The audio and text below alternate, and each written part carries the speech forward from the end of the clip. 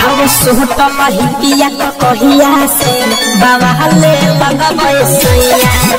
धनंजय धड़कन तनु के गाना शूट हो रहा है।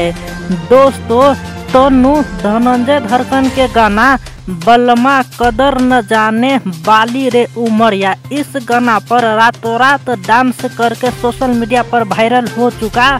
तनु अपने मौसी के बेटा के शादी में डीजे पर डांस किया और इसका डांस सोशल मीडिया पर इतना ज़्यादा वायरल हो चुका कि धनंजय धड़कन खुद फोन करके तनु के अपने गाना में डांस करने के ऑफर दिया।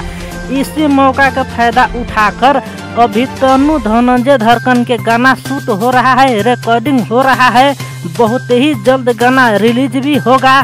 तनु के पिताजी कपड़ा सिलाई करके तब जीवन चलाता था, लेकिन अभी रातों रात सोशल मीडिया पर वायरल हो चुका तो हीरोइनी बन चुके हैं तनु।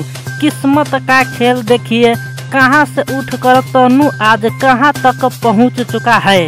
बलमा कदर न जाने बाली रे उमरिया, ये गाना तनु के किस्मत अभी बदल दिया है।